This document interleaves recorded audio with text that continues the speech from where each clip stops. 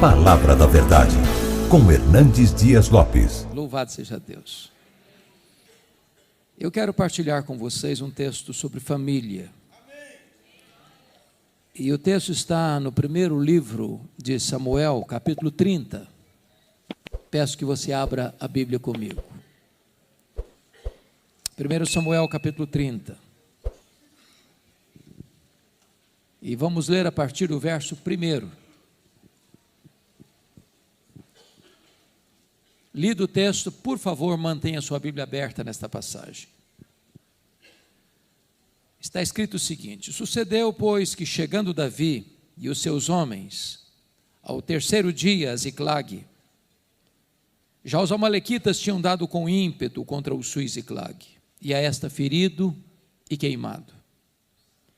Tinham levado cativas as mulheres que lá se achavam, porém a ninguém mataram, nem pequenos, nem grandes. Então somente os levaram consigo e foram seu caminho. Davi e os seus homens vieram à cidade, e ele queimada, e suas mulheres, seus filhos e suas filhas eram levados cativos. Então Davi e o povo que se achava com ele ergueram a voz e choraram até não terem mais forças para chorar. Também as duas mulheres de Davi foram levadas cativas. Ainoã, a jezreelita, e Abigail, a viúva de Nabal, o carmelita. Davi muito se angustiou, pois o povo falava de apedrejá-lo, porque todos estavam em amargura, cada um por causa de seus filhos e de suas filhas. Porém Davi se reanimou no Senhor, seu Deus. Disse Davi a Abiatar, o sacerdote, filho de Aimeleque: traz-me aqui a estola sacerdotal. E Abiatar a trouxe a Davi. Então consultou Davi ao Senhor, dizendo: perseguirei eu o bando? Alcançá-lo-ei? Respondeu-lhe o Senhor: persegue-o, porque de fato o alcançarás e tudo libertarás. Partiu, pois, Davi, ele e os 600 homens que com ele se achavam, e chegaram ao ribeiro de Besor, onde os retardatários ficaram. Porém Davi e 400 homens continuaram a perseguição, pois que 200 ficaram atrás, por não poderem, de cansados que estavam, passar o ribeiro de Besor. Verso 18. Assim Davi salvou tudo quanto haviam tomado os amalequitas. Também salvou as suas duas mulheres. Não lhes faltou coisa alguma, nem pequena, nem grande, nem os filhos, nem as filhas, nem o despojo. Nada do que lhes haviam tomado, tudo Davi tornou a trazer. Também tomou Davi todas as ovelhas e o gado, e o levaram diante de Davi, diziam: este é o despojo de Davi. Amém? Eu quero pensar com vocês sobre o tema tomando de volta o que o inimigo levou. Esse texto retrata uma grande crise familiar. O sogro quer matar o genro. O sogro é o rei Saul. O genro é Davi, o sucessor do trono. Nos últimos 10 anos do governo de Saul, que durou 40 anos, o seu maior projeto de poder e de governo era matar o genro. E Davi não tinha mais para onde fugir. Cidades, desertos, cavernas. Então, diz a Bíblia que Davi toma uma medida extrema e perigosa. Ele busca asilo político no território filisteu, os arqui-inimigos de Israel. Passando a ideia para o rei filisteu, o rei Aquis, de que ele tinha debandado e desertado das fileiras de Israel e passado para o lado dos filisteus. Diz a Bíblia que o rei filisteu lhe designa a cidade de Ziclag, uma espécie de cidade refúgio para ele, e os 600 homens que o acompanhavam com suas respectivas famílias. Porém, Davi agora está encrencado, muito encrencado, porque estava fazendo um jogo duplo, dizendo para o rei filisteu que estava lutando as guerras filisteias, quando na verdade ele estava combatendo os inimigos de Israel.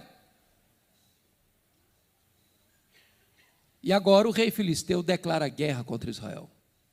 e convoca Davi e os seus homens para engrossarem as fileiras do exército filisteu. E Davi não vê saída. Quando de repente, por providência divina, os príncipes filisteus disseram para o rei: esse cara não pode ir com a gente, ele é guerreiro e ele é israelita. Se no meio da batalha ele se voltar contra nós, nós vamos sofrer uma derrota amarga. Então dispensa esse cara.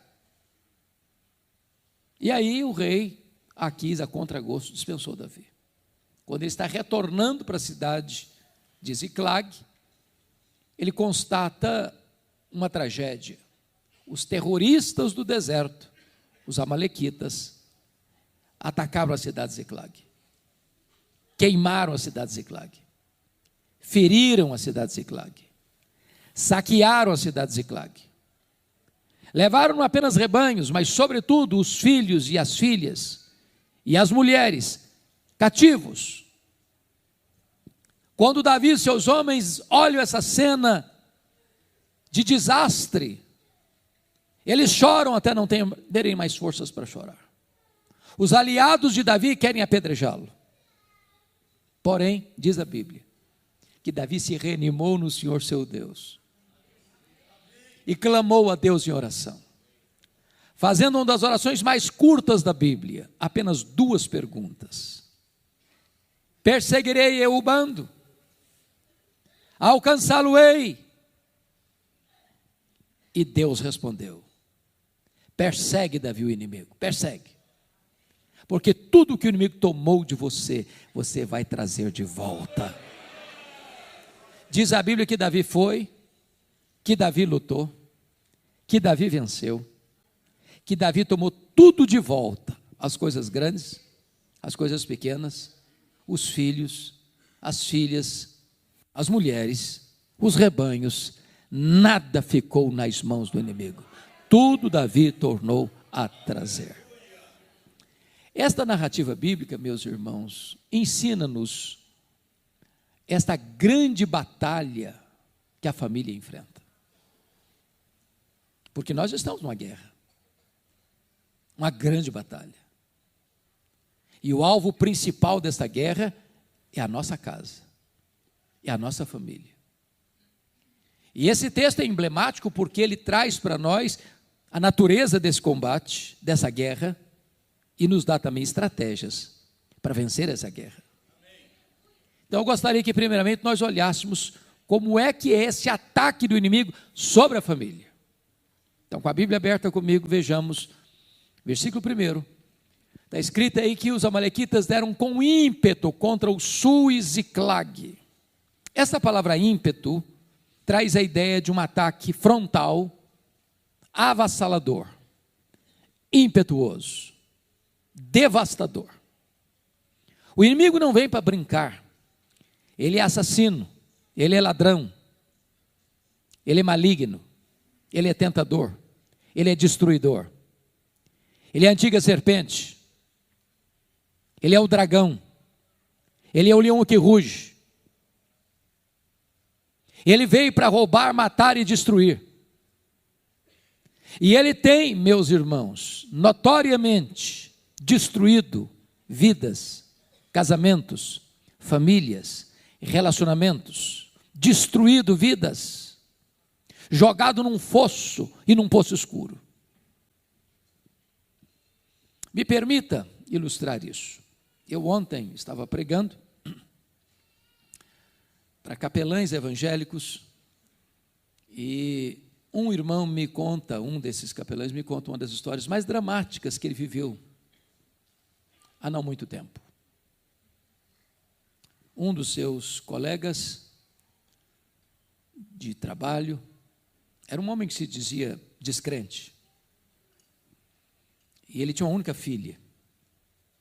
E essa filha, passando uma crise pessoal, sentimental, resolve dar cabo da vida, publicamente, ligando suas mídias sociais e tirando a sua vida. Coube a ele comunicar ao pai essa trágica notícia. O pai se dizia ateu, diante daquela cena de dor, se ajoelha em público, ergue os punhos para os céus e disse: tu existes, Deus, eu te odeio. Sepultou a filha, voltou para casa, ele e a esposa dependuraram numa corda e ceifaram a vida da mesma forma que a filha fizera. Há muitas pessoas sendo destruídas. Eu estava pregando, pastor Jeremias, numa casa em Vitória, e uma mulher chorava muito, convulsivamente. Quando eu terminei de pregar, fui conversar com ela e disse: o que está acontecendo com a senhora? Ela me disse assim: o diabo destruiu a minha vida. E eu perguntei: o que a senhora quer dizer com isso?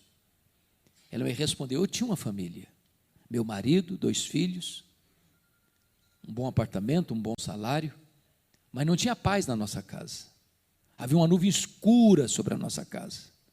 Ela me disse: um dia eu acordei assustada com o grito dos meus filhos. Quando eu me levantei, meu marido não estava do meu lado. Eu corri para a porta estava fechada. Eu bati a porta não se abriu. Eu arrombei a porta e me deparei com um quadro horrível. O meu marido estava apunhalando os nossos filhos. Quando eu entrei no quarto, ele enterrou o punhal sobre o peito e caiu sem vida sobre os corpos ensanguentados dos nossos filhos. Ela me disse: pastor, eu levei toda a minha família para o cemitério. O diabo destruiu a minha vida. Quis a providência de Deus, pastor Jeremias, que ano passado, distribuindo o folheto cada dia, numa das ruas de Vitória, com a equipe, casa em casa, de longe uma mulher me viu, e chamou pelo meu nome, e correu na minha direção. E ela me disse: o senhor não está me conhecendo? O senhor não está me conhecendo? Eu disse: me perdoe, eu não estou conhecendo a senhora. Ela disse: eu sou aquela mulher que eu disse para o senhor há alguns anos que o diabo tinha destruído a minha vida, pois Jesus me encontrou, pois Jesus me salvou, pois Jesus me libertou, e hoje eu sou uma serva do Senhor Jesus Cristo.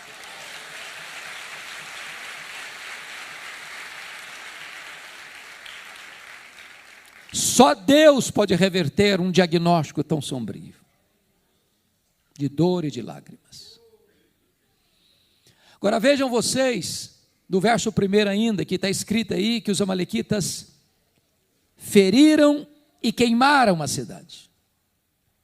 Você queima estruturas físicas, trazendo o inimigo prejuízos financeiros. Mas você queima estruturas, mas você fere pessoas. Há muitas pessoas feridas hoje. Feridas na honra, feridas na alma, feridas nas emoções, feridas no corpo. Gente que sofreu um abuso dos pais, ou de um parente, ou de um vizinho, que nunca superaram essa dor. Gente que carrega na alma uma ferida que sangra, uma dor que lateja, que pulsa. Gente que ri, que brinca, mas que quando põe a cabeça no travesseiro, tem uma perturbação, uma angústia que não foi curada ainda. Eu estava pregando em São Paulo, e uma mulher de 60 anos se aproxima de mim, com a mão, com uma grande cicatriz na palma da mão, e ela disse assim: pastor, o senhor quer saber minha história? Eu falei: como assim? Eu fui esfaqueada pela minha mãe, quando eu tinha 10 anos de idade. Ela me disse: eu odiei a minha mãe 50 anos. Eu enterrei a minha mãe, eu não perdoei a minha mãe. Estava ferida, ferida na alma.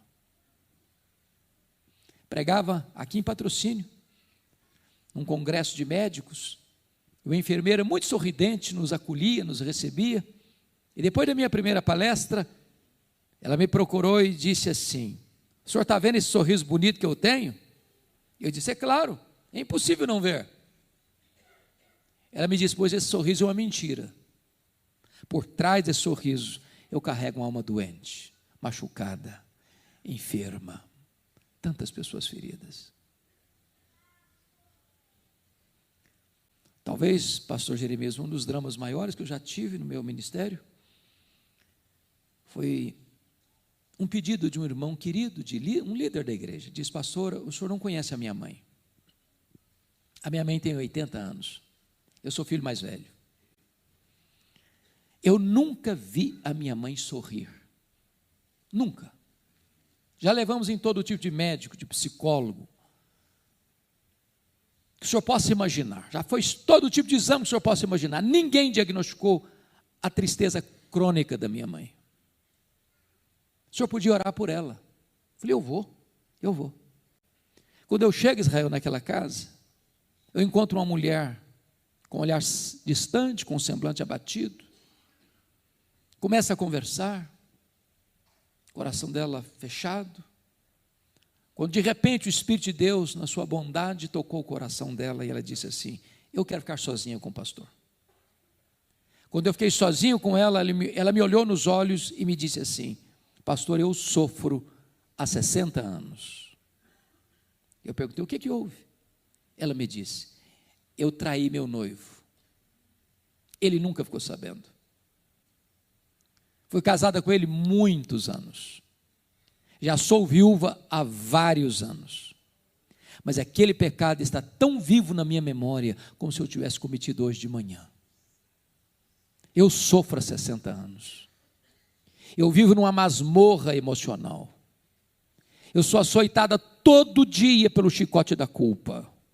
E eu confesso para vocês que eu chorei com aquela mulher. Falei para ela da graça de Deus. Falei para ela do sangue do Cordeiro. Falei para ela do amor de Deus e do perdão que estava à disposição dela. E naquele dia aquela mulher se rendeu a Jesus. Eu tive o privilégio de batizá-la, de discipulá-la, de acompanhá-la cerca de 10 anos, uma vida feliz. Mas estava ferida pelo inimigo há 60 anos. Eu quero dizer para você que Jesus está aqui hoje. O médico dos médicos, o psicólogo dos psicólogos, o terapeuta da alma. E hoje Ele está aqui para curar a sua vida, para curar o seu coração, para curar as suas memórias, para libertar você deste ataque do inimigo. Mas notem comigo no verso 2 e 3, que quando o inimigo vem para atacar a família, ou vem para atacar, o alvo principal dele é a família. Por quê? Porque quando você desintegra a família, ou machuca a família, ou fere a família, você enfraquece a igreja. Não tem igrejas fortes com famílias fracas. Qualquer projeto, seja de governo ou de quaisquer outras instituições, que tem como base destruir os fundamentos da família, minar a família, solapar os alicerces da família, é um projeto suicida. Porque se você destrói a família, você destrói a sociedade. Não tem nação forte com famílias destruídas. E o alvo principal do inimigo é atacar a família. Vejam vocês que os amalequitas queimaram a cidade, mas levaram cativos os filhos, as filhas, as mulheres. Eu pergunto a você: que marido pode estar bem sabendo que a sua mulher está nas mãos do inimigo? Que pai, que mãe pode estar bem sabendo que os seus filhos estão nas mãos do inimigo? Quantas pessoas hoje prisioneiras das drogas, do álcool, da pornografia, da avareza, da ganância, das ideologias perniciosas, precisando de libertação.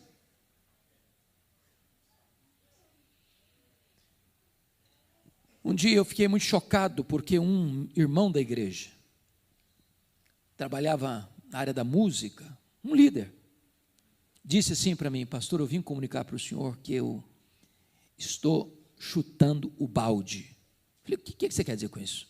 Ele disse assim: eu estou indo embora de casa, estou deixando a igreja, estou deixando meu ministério, estou deixando a minha liderança, estou deixando a minha mulher, estou deixando as minhas 2 filhas, conheci uma outra mulher e quero viver essa aventura. Tudo que eu falei para aquele homem caiu em ouvidos surdos. Não adiantou nada.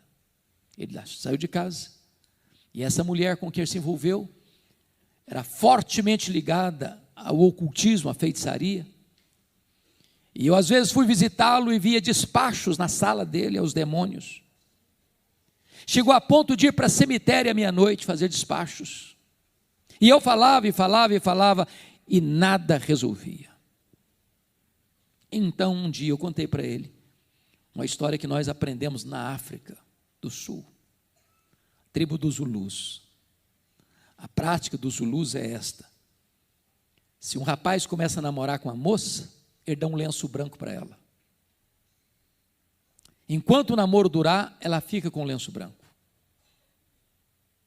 Se o namoro terminar, ela devolve o lenço branco para o rapaz, necessariamente. Se ela não devolver, ela está dizendo: eu quero ser sua, você faça o que você quiser comigo, eu vou pertencer a você. Então soubemos lá, o pastor Jeremias estava conosco lá, de uma história de uma menina que foi abusada pelo ex-namorado. A família levou o caso às autoridades, e a primeira pergunta que fizeram para a moça foi essa: você devolveu o lenço branco para ele? Não, não devolvi. Então não podemos fazer nada, essa é a nossa cultura. Então eu disse para aquele rapaz: você precisa devolver o lenço branco. Passaram-se 3 semanas, pastor, o telefone do meu gabinete tocou, era ele. Ele disse: pastor, vem aqui em casa agora, porque eu vou devolver o lenço branco, eu preciso devolver o lenço branco. E eu corri para lá. Eu nunca vi uma cena tão estranha. Eu me assentei na frente dele, esse homem começa a tremer da cabeça aos pés, e começa a suar, a ponto da sua roupa ficar completamente empapuçada. Sabendo da batalha espiritual que ele estava travando, eu perguntei: você está pronto a devolver o lenço branco? Ele me disse: pastor, eu preciso. Falei: então você vai pegar uma caixa, uma grande caixa, e vai botar tudo que você tiver de feitiçaria nessa casa aqui dentro. E ele começou a trazer velas, correntes, patuás, aventais, roupas. Encheu a caixa. Eu disse: agora nós vamos lá para o quintal, você vai me dar 1 litro de álcool. E eu joguei 1 litro de álcool naquelas coisas, naqueles objetos. E eu disse: agora nós vamos queimar esses objetos, como um símbolo, como aconteceu lá na igreja de Éfeso, de rompimento com essas práticas. E ele pegou o palito de fósforo, riscou, e não pegou fogo. Ele pegou o segundo palito de fósforo, riscou, e não pegou fogo. E esse homem deu uma gargalhada cavernosa e disse: não vai pegar fogo. E eu disse: vai pegar fogo em nome de Jesus, porque agora quem vai riscar o palito de fósforo sou eu.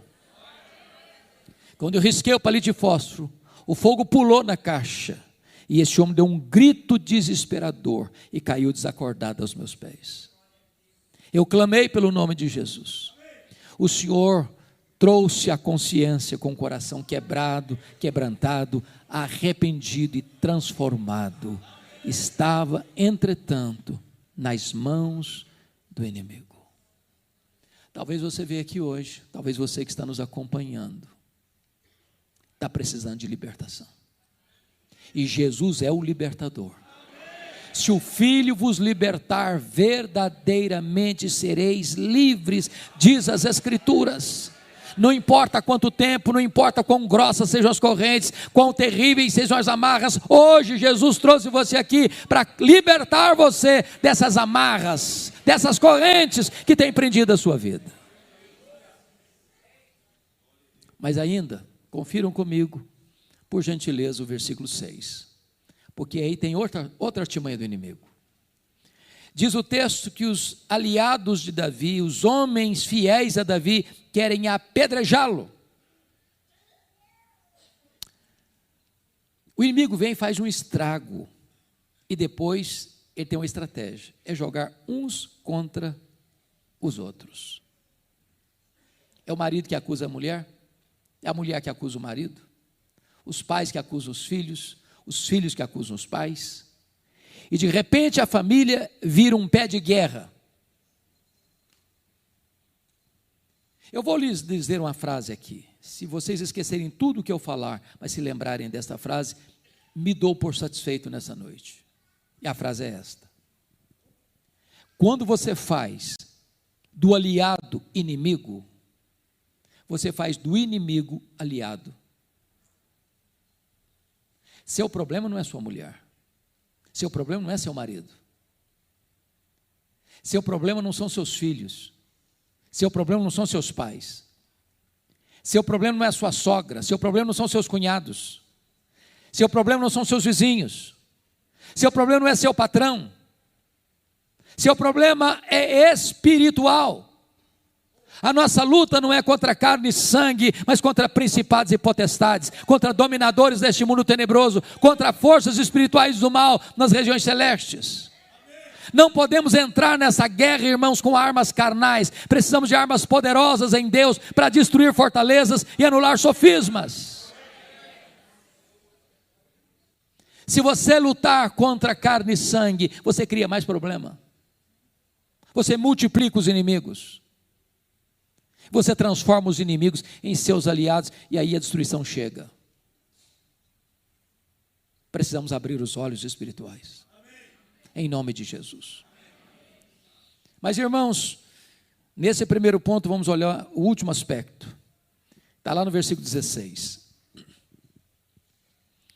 Nós não lemos o versículo 16 no começo. Você pode dar uma olhadinha agora.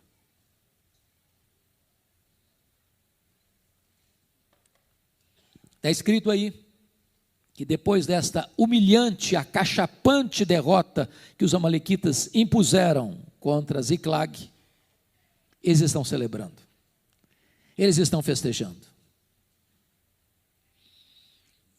Preste atenção nisso. Quando o inimigo consegue atingir você, atingir seu casamento, atingir seus filhos, atingir seu cônjuge, ele celebra isso. A grande pergunta é onde a nossa vida está produzindo festa, se no acampamento de Deus ou no arraial do inimigo. Eu queria ilustrar isso, uma história de um dos homens mais emblemáticos da Bíblia, Sansão, juiz de Israel.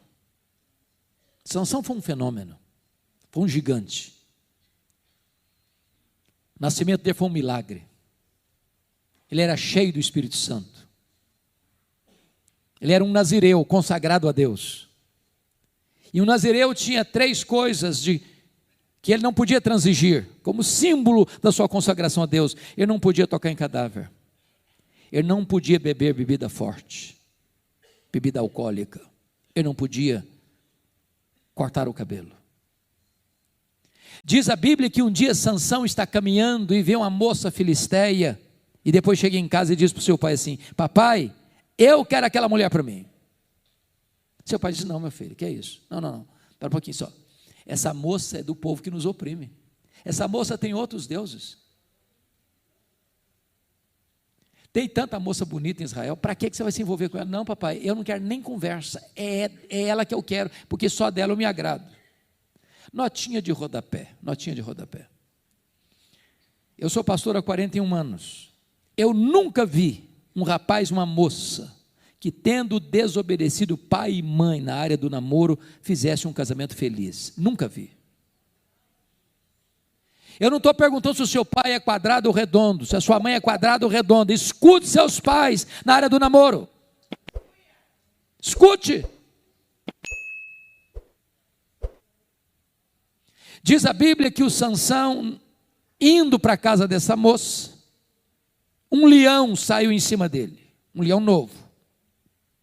E diz o texto que ele rasgou o leão como se rasga um cabrito, jogou do lado da história, do lado de fora, do lado do caminho. Quando eu li esse texto, Jeremias, eu fico dando risada. Dou mesmo, sabe por quê? Eu não rasgo nenhum coelho. Quanto mais um cabrito ou um leão. No dia do casamento, com gravatinha borboleta, lá vai o Sansão com a família para a casa da moça. Lembrou da cena, passou por lá. Na caveira do leão morto tinha um enxame de abelhas. E ele enfiou a mão lá dentro do cadáver do leão e pegou um favo de mel e começou a degustá-lo e ainda deu para o pai e para a mãe. Quebrou o primeiro voto ali. procurou doçura no que estava podre, procurou prazer no que era proibido. Ali quebrou o primeiro voto. Cuidado para você não buscar prazer naquilo que é proibido, buscar prazer naquilo que é pecado, buscar prazer naquilo que Deus condena. Aí diz o texto que ele vai para a festa, e dá uma festa de arromba, certamente regada a vinho, a álcool, porque não quis ser diferente dos moços da sua época. Aqui quebra o segundo voto. Agora, nota de rodapé de novo. Meus irmãos, eu não sei como é que é o negócio aqui em Belo Horizonte, mas nas minhas andanças pelo Brasil, eu tenho escutado muitos pastores desesperados, frustrados, tristes. Sabem por quê? Com exceções honrosas, é claro, mas muitos casamentos de crentes hoje têm se transformado numa vergonha. Vergonha. Você sai da igreja, uma linda cerimônia, um sermão maravilhoso, música maravilhosa, e vai para um rico cerimonial, e lá o pau quebra. O pau quebra. A música que rola lá não tem nada a ver com Deus mais não. A altura da música é insuportável, é de arrebentar os tímpanos, ninguém consegue conversar. Bebida alcoólica se serve todas. Lá pelas tantas as luzes se acendem como uma boate, e o povo de Deus bêbado cai na pista de dança, e volta para casa com as pernas trôpegas. Sabe o que é triste, irmãos? É que Sansão não teve peito para dizer o seguinte: eu sou nazireu e a minha festa é diferente. Eu sou diferente. E tem umas conversas por aí que, não, pastor, mas eu convidei uma pessoa muito importante, os meus convidados são muito ilustres, se eu não servir bebida alcoólica, vai ficar muito sem graça. Irmãos, eu já fui em festas de arromba, sem uma gota de álcool. Eu já fui em festa de você ficar constrangido de tanta beleza, de tanta pompa, sem necessidade de ser regado a álcool. O dono da festa é você. Nós não precisamos imitar o mundo, irmãos, para sermos relevantes, para fazermos coisas de bom gosto. Diz a Bíblia que o Sansão propõe uns enigmas esquisitos para a moça, e na verdade ele teve que sair da festa de casamento para matar 30 filisteus, não tem graça nisso, e quando ele volta da matança, o sogrão dele tinha dado a mulher dele para outro homem. Ele ficou irritado, queimou a campina dos filisteus, os seus irmãos o prenderam, e quando foram entregá-lo para os filisteus, ele rompeu as cordas e matou 1000 filisteus com a queixada de jumento, e diz a Bíblia que agora ele desce para Gaza. Ele, um homem de Deus, se deita com a prostituta. Ele sai de Gaza com os pecados, com os portões da cidade nas costas, e com o pecado da cidade no coração, e dali ele deita no colo de uma outra mulher filisteia, e começa a brincar de novo, até que descobre o segredo da força, que não estava no cabelo, a força estava em Deus. O cabelo era apenas um símbolo. O Espírito de Deus se retirou dele, se tornou fraco. Sansão, luz, ficou cego. Sansão, libertador, ficou cativo. Ele que devia trazer glória ao nome de Deus, foi levado a um templo pagão, onde fizeram chacota dele, zombaram a Deus, porque um servo de Deus não levou Deus a sério, produziu festa no acampamento do inimigo e não no arraial de Deus. Isso é um alerta solene para você e para mim. Bom, eu sei que a toada está ruim, e se eu terminasse aqui, a gente ficaria desesperado. A pergunta agora é: o que é que eu vou fazer quando eu percebo que o inimigo está atingindo a minha vida ou a minha casa? Vamos aprender com Davi. Primeira coisa que Davi fez, irmãos, está no versículo 4, olha comigo. Davi chorou até não ter mais forças para chorar. Às vezes, irmãos, nós estamos lutando pela nossa casa com o coração seco demais e os olhos enxutos demais. A nossa geração está chorando muito mais diante dos melodramas de Netflix do que dos dramas da vida.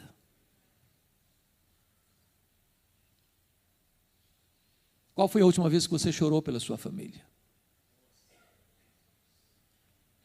Nenhum de nós tem uma família perfeita. Nenhum de nós tem uma família ideal. Todos nós temos pés de barro e telhado de vidro.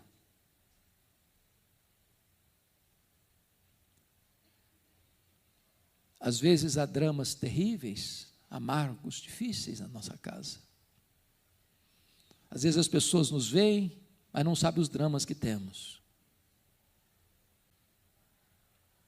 Eu já cheguei algumas vezes a ponto de desesperar-me. Meu Deus, o Senhor faz um milagre na minha família. Eu não suporto. Eu já tive um irmão assassinado. Eu já tive outro irmão vítima de atentado. E Deus o salvou. Eu já tive noites indormidas, de gemidos e soluços. Precisando de um milagre de Deus. É preciso chorar pela nossa casa. É preciso chorar pela nossa família. Eu não sei quantos de vocês já ouviram ou leram sobre o pastor Tim Simbala. O pastor Tim Simbala é um pastor batista do Brooklyn, lá em Nova York. Ministério bonito, ministério de música relevantíssimo. Um dia o pastor Tim Simbala chegou em casa e a sua filha primogênita, adolescente na época, disse assim para ele: papai, eu não quero saber mais do seu Deus. Eu não quero saber mais da igreja. Eu quero curtir a vida, eu quero ver o que o mundo tem para mim. Eu quero experimentar sensações maiores. Seu pai pediu, chorou, insistiu, nada adiantou. Aquela menina adolescente botou a mochila nas costas e saiu de casa. Já pensou o que é um pastor enfrentar isso? O pastor Simbala pensou em largar o ministério. Ele disse: eu não tenho estrutura emocional. Um dia um colega dele ligou para ele da Flórida e disse: pastor Simbala, esquece essa menina, toca a sua vida, toca o seu ministério, ela não está nem aí com você. Mas como é que um pai esquece uma filha? Como é que uma mãe esquece um filho? Um dia o pastor Simbala está na igreja, numa vigília de oração. Quando uma irmã se levanta e diz assim: pastor Simbala, a nossa igreja nunca chorou pela sua filha. A nossa igreja nunca levantou um clamor em favor da sua filha. E diz que naquela noite os crentes deram as mãos ao redor dos bancos, e aquele templo se transformou numa sala de parto, de gemidos, de soluços, de lágrimas. Ele chegou em casa de madrugada e disse assim para sua esposa: minha querida, eu não tenho dúvidas de que Deus libertou nossa filha nessa madrugada. 3 dias depois, a campainha tocou bem cedo, a mãe foi à porta para atender, era a filha em prantos. E ela entrou porta dentro, foi no quarto onde estava o seu pai, agarrou nas pernas do seu pai e disse: papai, me conte o que é que aconteceu há 3 dias de madrugada. Eu estava em casa, quando de repente eu fui tocada pelo poder de Deus, as escamas caíram dos meus olhos, a dureza do meu coração foi quebrada. Eu estou de volta, meu pai. Volta para Deus, volta para minha família, volta para a igreja. Jesus me libertou.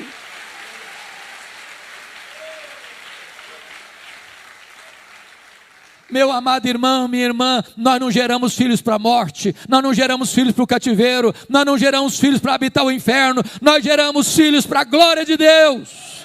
Não abra mão dos seus filhos, lute pelos seus filhos, chore pelos seus filhos, jejue pelos seus filhos, mas nunca desista de seus filhos, em nome de Jesus. Segundo lugar, veja comigo o versículo 6. Está escrito aí que diante do cenário cinzento de Davi ser apedrejado pelos seus aliados, está escrito: porém, Davi se reanimou no Senhor seu Deus. Louvado seja o Senhor. Agora notem que ele não se reanima porque ele é forte. Ele não se reanima porque tem muita gente do seu lado. Ele não se reanima porque o inimigo é fraco. Ele não se reanima porque tem uma estratégia. Ele se reanima no Senhor seu Deus. Sabe o que significa isso? A causa pode humanamente estar perdida, mas se você se reanimar no Senhor seu Deus, tem esperança. Você pode ter um diagnóstico médico de fim de linha, mas se Jesus interferir e você se reanimar no Senhor seu Deus, Ele pode reverter esse diagnóstico. O seu casamento pode estar acabado, se você se reanimar no Senhor seu Deus, esse revés pode ser revertido em nome de Jesus. Não há causa perdida para ele, não há casamento irrecuperável para ele, não há doença incurável para ele não tem problema sem solução. Ele é o Deus Todo-Poderoso.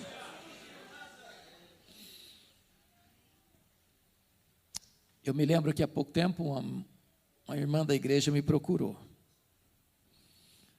E ela disse assim para mim, olhando nos meus olhos: pastor, eu vim comunicar ao senhor que eu estou me divorciando. Eu tomei um susto, porque pensei que o casamento dela fosse um casamento modelo. E eu, recuperado do susto, perguntei: você está se divorciando? Ele disse: eu estou me divorciando, sim senhor. E eu perguntei: por quê? Ela me fuzilou com o olhar e respondeu: secou. Como diz o pastor Jeremias, está claro ou para você botar a legenda? Secou? Uai, filha, se secou, tem esperança para você.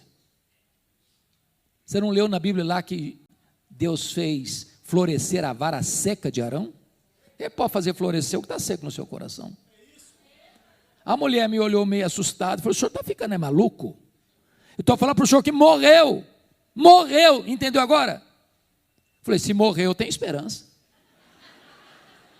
Você não leu na Bíblia lá que Jesus ressuscita os mortos? Ele faz ressuscitar o que está morto no seu coração. Ela disse: o pastor, o senhor pirou mesmo. Agora o senhor pirou. Eu estou falando para o senhor que acabou, entendeu? Acabou, não tem mais nada. Falei: acabou, não tem mais nada. Então tem esperança. Você não leu na Bíblia lá que Deus chama a existência as coisas que não existem? Pois Deus pode trazer de volta o que não tem mais aí no seu coração. Você não vai divorciar, não. Você vai orar comigo um mês. Depois você volta aqui para a gente conversar. Depois de um mês já voltou. A pessoa diz assim: pastor, acabou a vontade de divorciar. Jesus está restaurando o meu casamento. Com Deus tem esperança. Reanime-se no Senhor seu Deus. Terceiro lugar. Veja comigo os versos 7 e 8. Davi se reanimou no Senhor seu Deus, não com bravatas, não com estratégias carnais. Ele se reanimou no Senhor seu Deus e pôs-se a orar. E para mim, uma das orações mais curtas da Bíblia, quase que diríamos que é uma oração medíocre. Diríamos assim: ele vai orar e diz: ó Deus, perseguirei eu o bando, alcançá-lo-ei, em nome de Jesus, amém.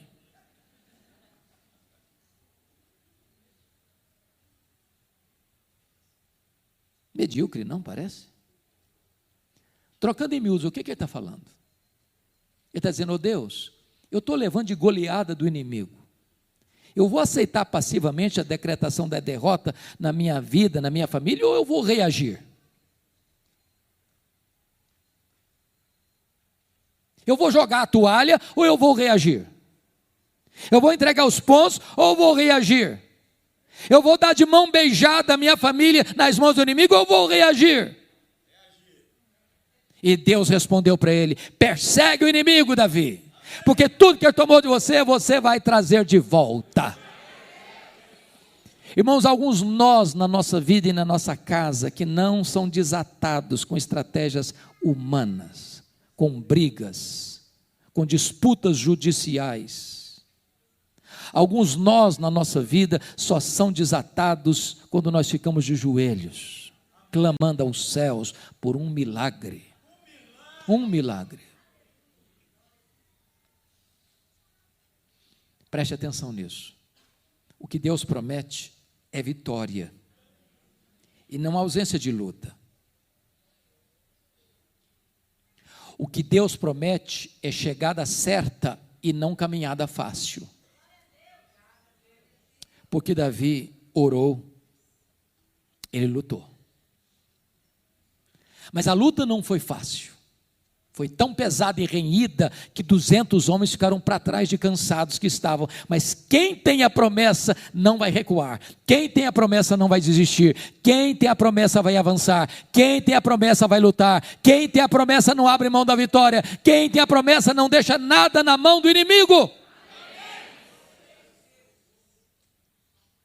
Diz a Bíblia que Davi foi, que Davi lutou, que Davi venceu, que Davi tomou de volta as coisas grandes, as coisas pequenas, os filhos, as filhas, as mulheres, os despojos, nada deixou Davi nas mãos do inimigo. A pergunta que eu lhe faço nesta noite é esta: o que é que um dia você já teve e que você perdeu? Talvez o seu primeiro amor. Talvez você já botou a sua vida cristã no piloto automático. Talvez você vem para a igreja, volta para casa, semana após semana, mês após mês, ano após ano. Mas nada mexe mais com você. Talvez aquele amor que você tinha pela palavra foi se apagando. Talvez a sua vida devocional murchou, desidratou. Talvez a sua fidelidade a Deus na devolução dos dízimos, a generosidade nas ofertas, está longe, muito longe. Talvez o diálogo na sua casa acabou. Talvez o afeto, a doçura do relacionamento conjugal já foi embora.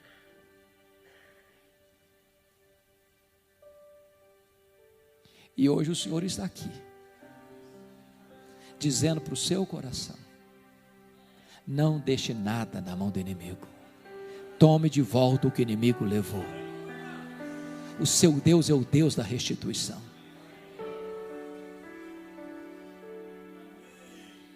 Eu queria terminar remetendo vocês a um livro que para mim é o principal livro da Bíblia sobre batalha espiritual.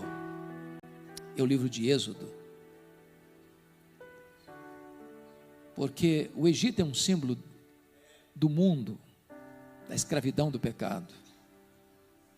O diabo é um símbolo o faraó é um símbolo do diabo. Moisés é um símbolo do libertador. O Êxodo é um símbolo da redenção. Mas quando Moisés estava tirando o povo do Egito, o faraó fez 4 propostas para tentar impedir o povo de sair. A primeira proposta, Êxodo 8, 25. Não precisa ir embora não. Sirva a Deus no Egito mesmo. Levanta altares aqui mesmo. Você quer ser crente? Tá bom. Você quer servir a Deus? Tudo bem. Você mudar de vida. Continua no Egito.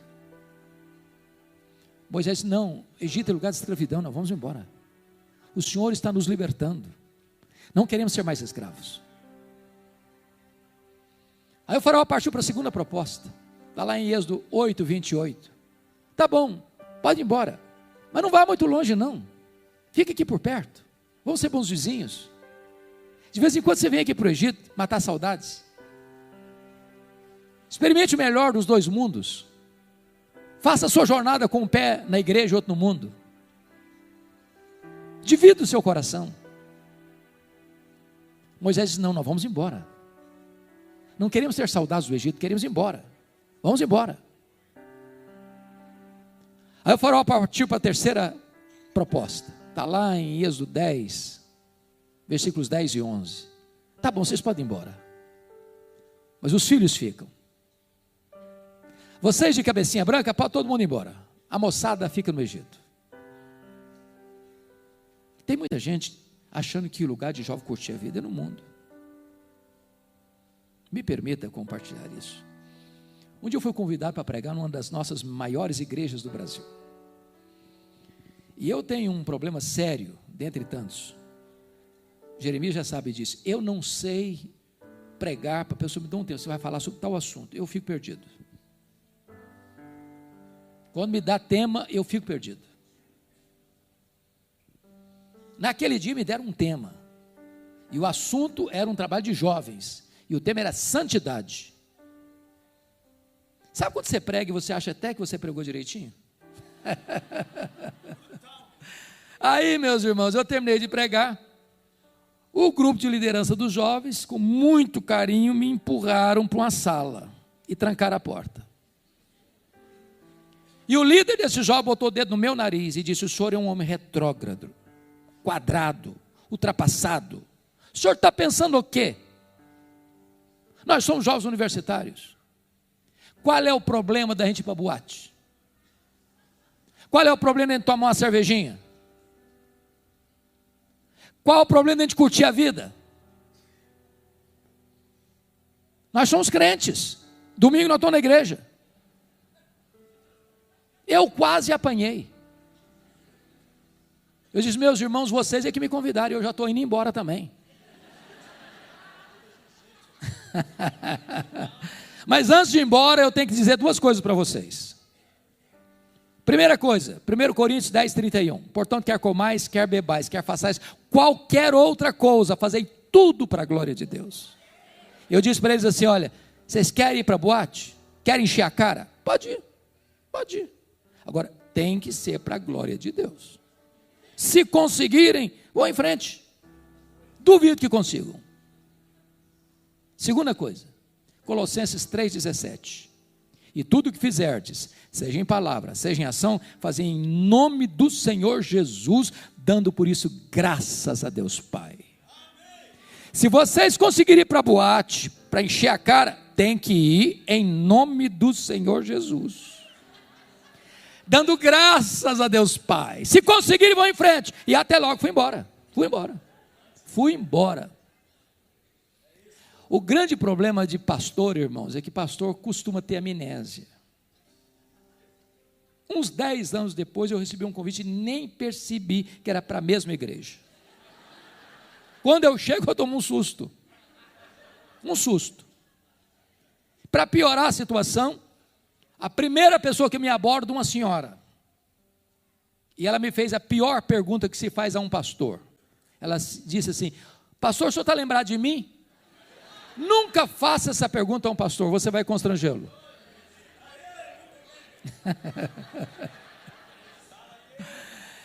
Eu olhei, tornei a olhar, olhei de novo, falei: minha irmã, só me perdoa, mas não estou lembrado. Ela disse assim: eu sou a mãe daquele rapaz que botou o dedo no seu nariz. Falei: pronto, não apanhei do filho, vai apanhar da mãe agora. E eu disse: o que aconteceu com seu filho? Ela me disse assim: pastor Hernandes, Deus mudou a vida do meu filho. Naquele dia que o senhor o confrontou, Deus mudou a história dele. Deus transformou o coração dele. O meu filho é um homem de Deus. O meu filho hoje é um homem cheio do Espírito Santo de Deus.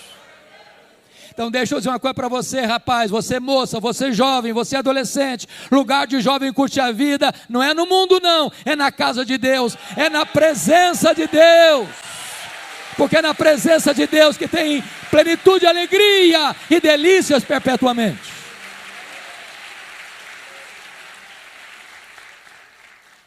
Mas aí o faraó partiu para a última alternativa. Êxodo 10, versículos 24 a 26. O faraó disse assim: tá bom, pode todo mundo ir embora. Os rebanhos de vocês ficam. Vocês servem a Deus, o dinheiro de vocês serve ao Egito.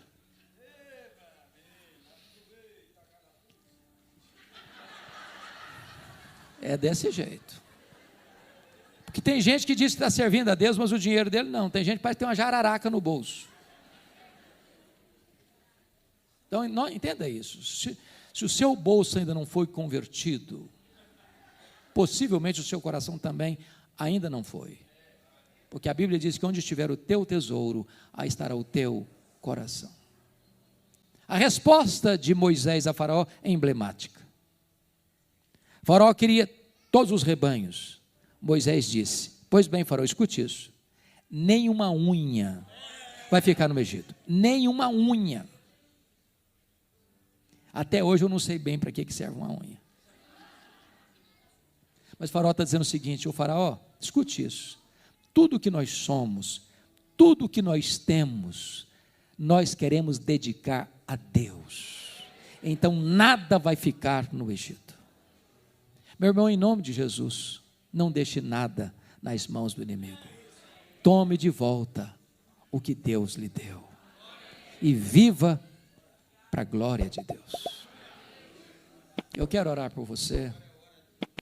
Eu quero clamar a Deus em seu favor.